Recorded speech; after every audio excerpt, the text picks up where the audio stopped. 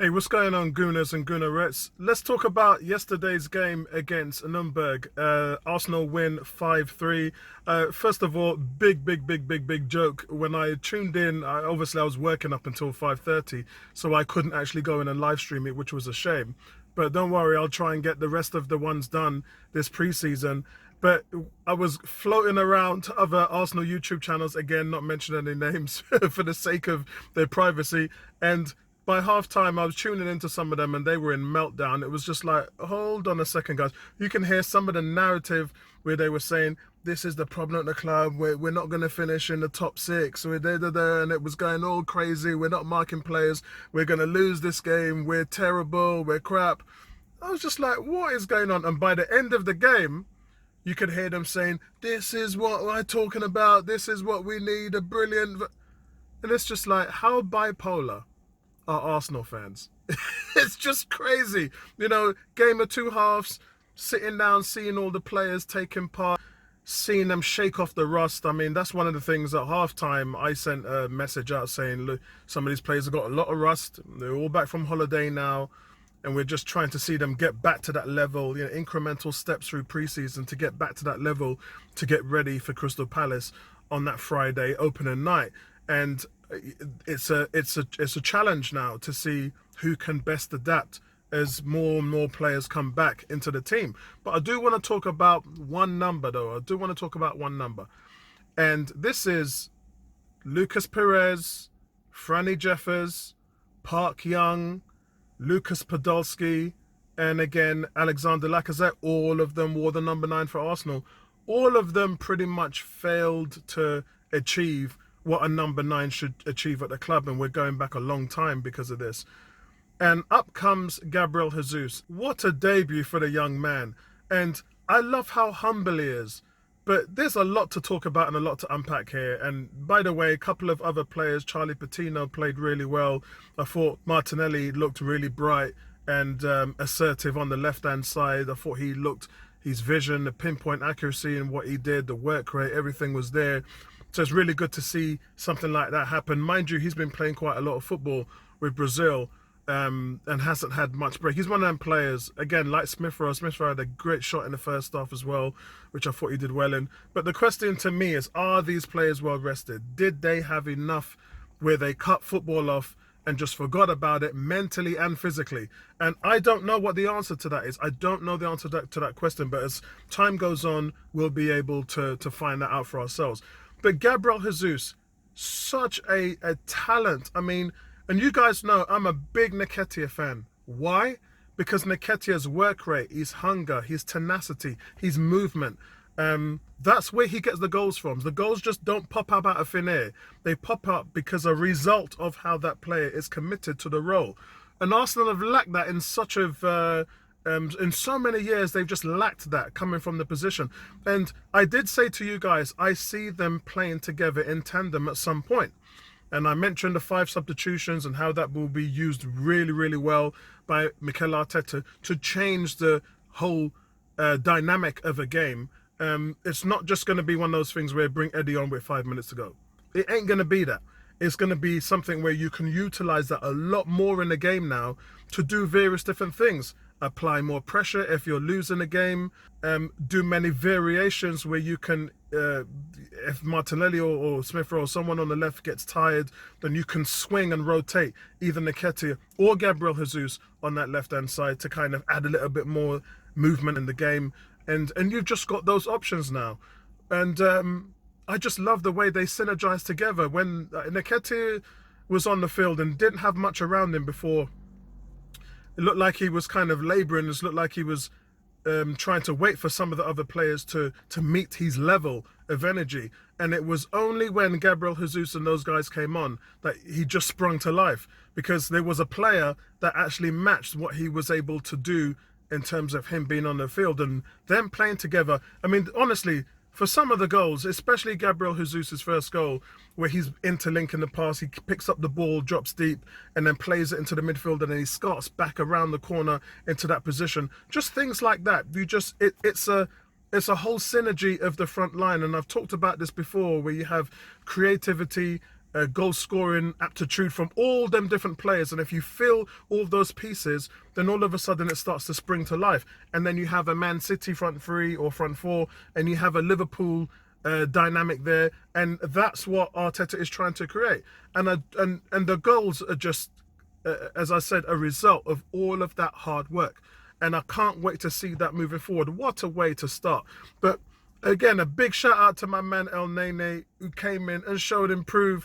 And he could have scored another one, but the goalkeeper pulled off a good save. It's not just the first time he's had a goal like that before. He does have that in him. And as I said to you guys before, the amount of goals that he scores, he scored more goals than Partey, Xhaka, and all them guys, Maitland-Niles in the midfield, put together. They're just one play, and he doesn't even play that many games. So we're reaching Pepe levels here now. We have a player who's so productive and gives you everything you need, but then you don't put him in enough situations where you can help the team. If El Nene eventually picked up a starting point in the team and replaced Xhaka, you've got somebody who is adept at playing alongside Partey in the front line, can defend, can deal with the counter-attack, can apply pressure and have a go at goal as well. And you've just got a squad player who you can utilize in so many different ways. Now, does that mean that we should do that? Not necessarily, but the option is there, because I'm still looking forward for a Tielemans to come in, or an option for Tielemans if it doesn't work out. But such good fun, and the guy's noble, man. He's humble. Gabriel Jesus, he comes in and he says, look, man, the reason why I like this project and the reason why I came to Arsenal is not because I want to be the main man. I don't want to be the main man. That's not my priority. My priority is when I came into Man City, I saw these young players who were very talented, who was about to make that jump to the next level.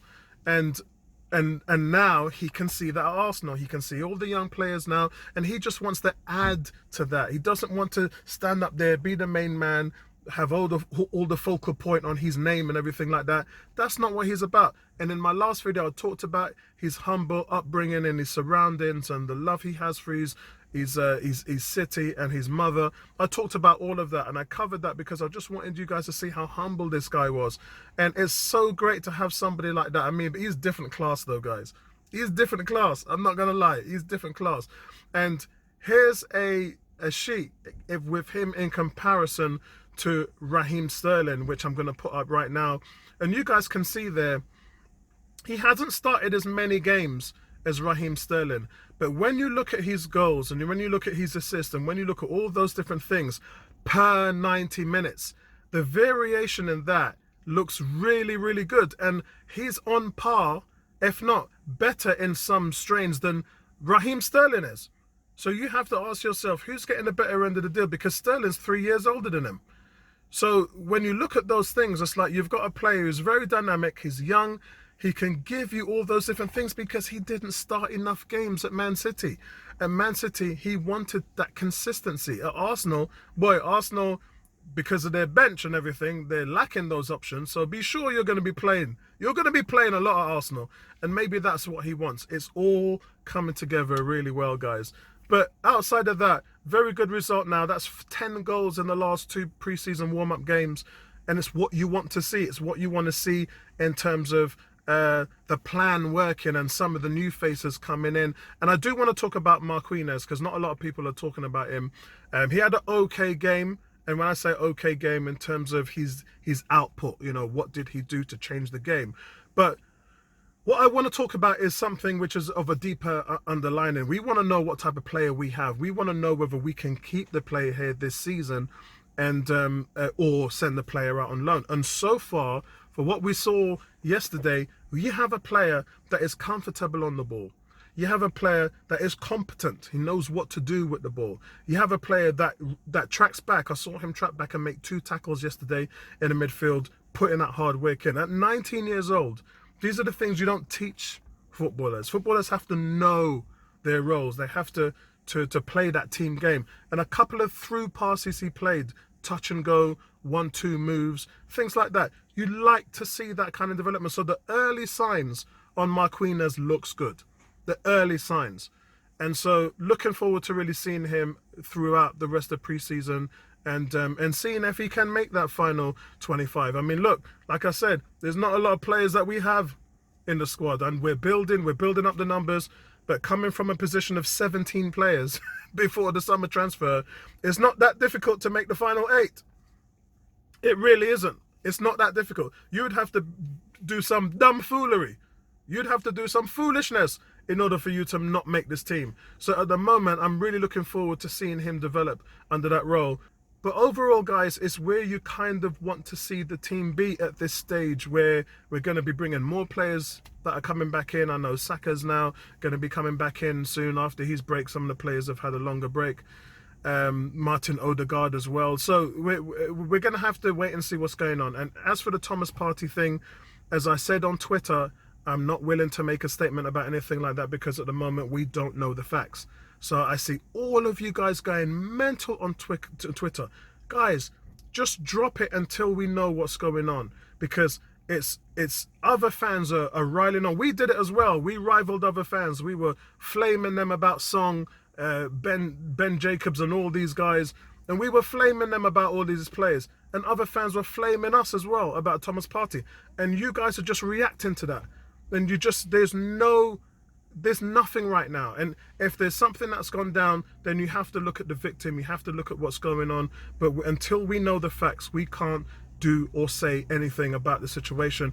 And we've seen these things play out in football before, and in the various sports, NBA, NFL. We've seen these things play out before, and it doesn't always end up where a player's career is finished. So we can't really talk about anything until we've got the facts. So I'm not willing to make a real official statement about what's going on. I just thought I would tell you guys to just look, let's switch the tone down and not push the Arsenal directive and narrative towards something which we've got entirely no facts on at all. And let's just concentrate and focus on supporting the team and welcoming these new players in until we have anything further on it. So that's all I'm going to say on the matter. So guys, listen, we'll touch base on you soon. We'll do a podcast so we can talk about what's been going on and an update from all the other guys. But I'll speak to you guys on the next one, man. Peace out. Right back at you. Nice one.